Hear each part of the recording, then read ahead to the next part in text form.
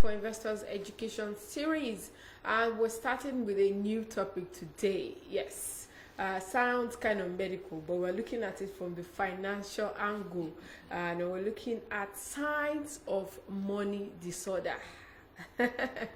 Signs of money disorder. So pay after attention to know if you have serious money disorder.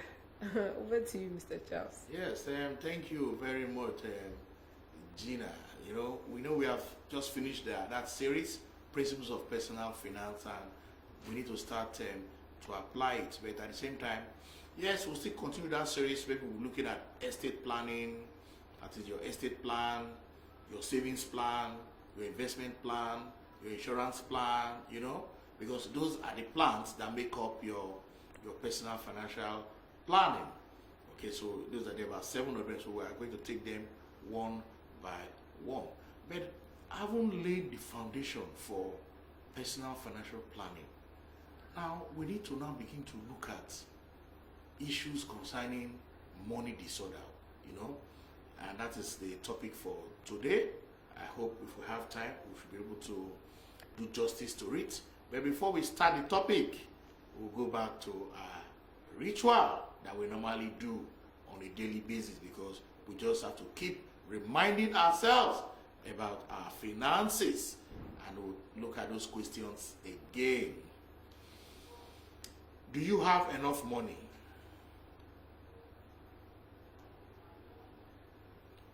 Are you spending enough time with your family and friends? Do you come home from your job full of life?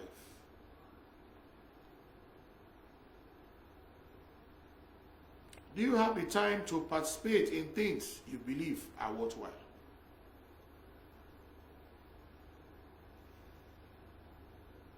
If you were laid off your job,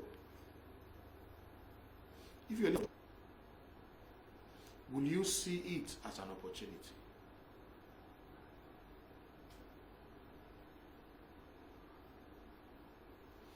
Are you satisfied with the contributions you have made to the world? Are you at peace with money?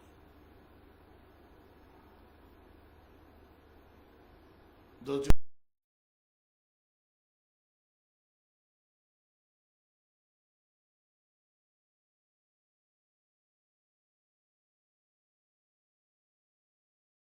expenses?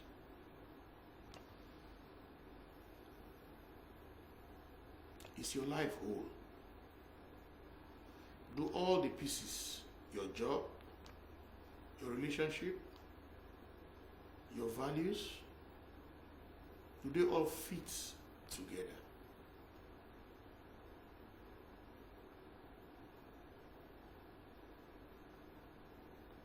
Do you have a will? Or have you written a will? Yeah, take time to ponder on those questions, and of course, the answers you will give will be for your own benefit. Yes, again, we'll still continue to ask that question. We should not fail to continue to ponder. I'm also going to ask some other mind-stimulating questions again. What are your 3 most important goals in life right now?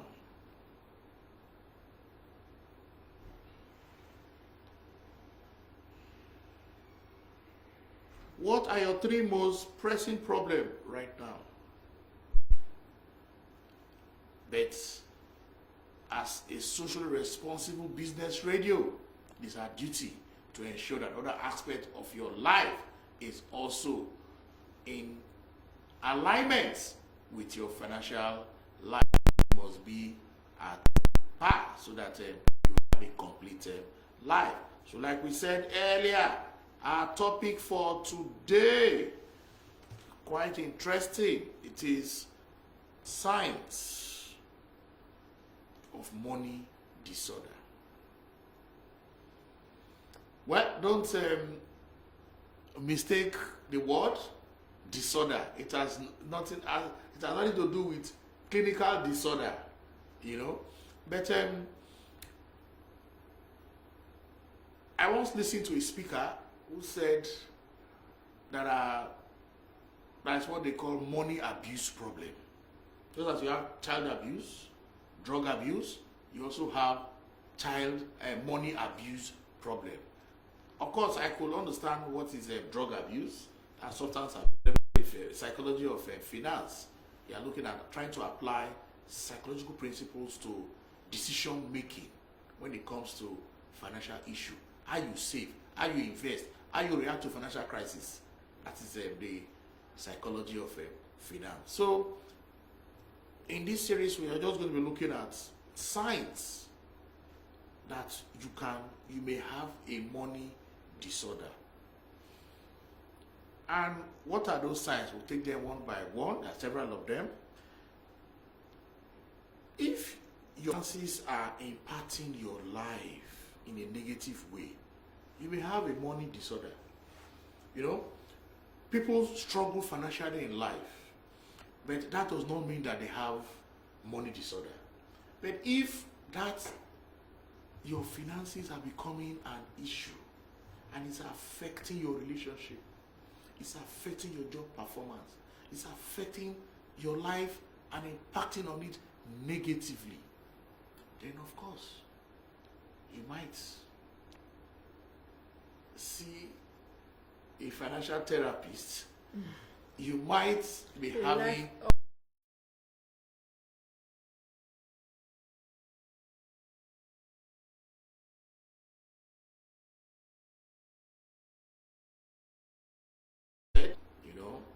as you are struggling, you are moving, you are setting your goals.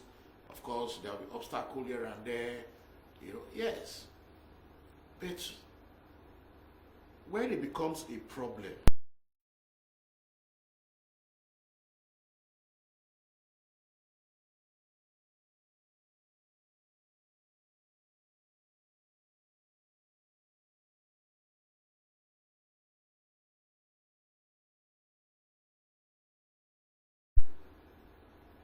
affect your relationship, affect people around you, and it's even making you to begin to think of setting. In fact, you become depressed, begin to think of suicide. Then it's a money disorder. So now, what is this money disorder? Let's see how we can attempt to give a little definition, and I'll take it. Money disorders are recurring behaviors that can interrupt everyday life and cause strain on relationship. Your everyday normal life, it interrupts it. Recurring behavior, and it's a sign of money disorder. So what are these money disorders? Let's start. We'll take the first one and we'll look at it.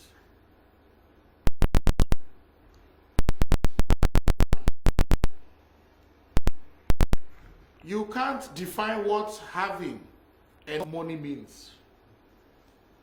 You can't define. And that is why you see the examples you have just given. People who have so much money and they begin to put it in places where it is not supposed to be. Every single government official that puts a lot of money in one mud house somewhere in Kaduna, it was a celebrated case all over the place. What is enough for you? You can't define what is enough for you.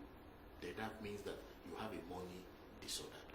We are not saying people who are legitimately, making money. But even at that safe, you need to impact your environment. Not just acquiring money for the sake of making money. Of course, that's what classical entrepreneurs do. They just make money for the fun of making money. And if you get to a certain point, so they will start complaining. Yeah, they'll start complaining. Look at Warren Buffett. It tells you when he was over 65, that's when they started thinking of charity. Because they felt they've amassed so much money. And just acquiring money It goes beyond that. Our living on this planet goes just beyond. We must have a purpose. How are you impacting your environment? So you can see them, it is towards their old age, they begin to realign their values and begin to say, okay, this is why, you know, and this is why I'm existing. I need to impact my planet and all that. So that is the first sign. If you cannot define what is enough money, you can't define what having enough money means to you, then that is one sign that you have a money disorder. 2, you keep ATM cards, bank account information from your partner. That's a very tricky topic. Yes. Because if somebody is your partner, that means 2 of you have decided to be one. Yes, lawyers will tell me that they're not like Mr. and Mrs. That's like when you are buying a property, don't say Mr. and Mrs. Fakro or whatever. They say it is wrong. They're not like Mr. and Mrs. That it is, you put your own name, our own name, you know, then that is when you see it's a joint property. But again, they also advise that when you might not take the advice, that it is only in the daytime. I mean, in the daytime is different. It's only in the night you are together. So you should acquire, what I'm trying to say, acquire your property in your name. Let her also acquire property in her name. You might not agree with them. They are just saying disrupting your everyday life. Okay, so you avoid spending money at all costs. Another sign again or symptom, you use money as a way to fill a void. Some people just believe that once they have so much money, that money will make them happy. And we know so many things that money cannot buy. So if you have that kind of mentality, it shows that there is a money disorder. Yeah. Another symptom, you are living in extreme. You are living in extreme.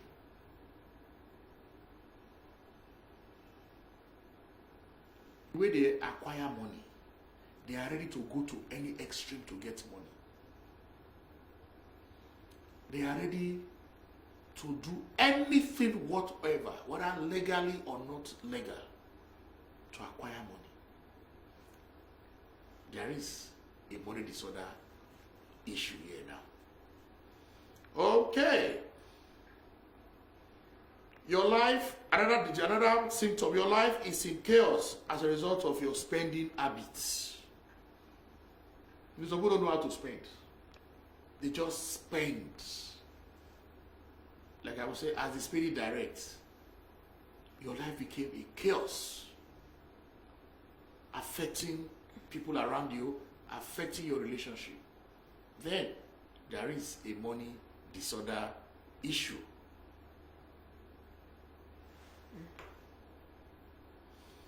Another sign of money disorder is you are in denial about your debt. You know you are owing so much. Your bills are due. Electricity bill is due. Interest for your overdraft is due. Your mortgage is due.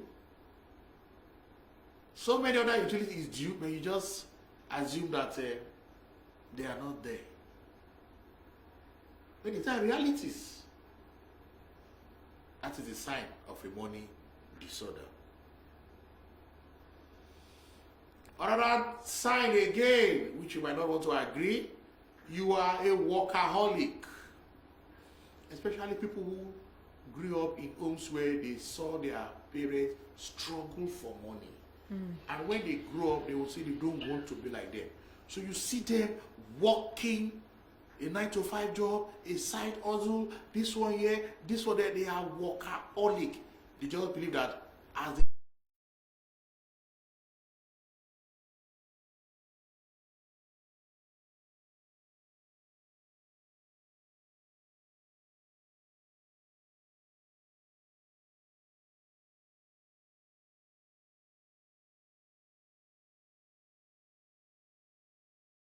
concept I call financial confidence, where you know that you have the ability coolly, calmly, with your skill to attract money, add value to people's life to attract money. They pay for your services or your goods, and in exchange, you get money. You are very confident. They're not working as a workaholic as a result of fear, because you saw your parents struggle and they didn't make the money you would have wanted them to make. So you have that mental attitude. And at the end of the day, what happened to them? Okay, so we'll take some few other points again. Yes, maybe one or two. You are a pathological gambler. You gamble a lot.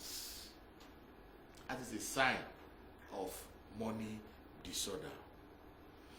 Then, this is also very funny. Another sign again is having money makes you feel guilty.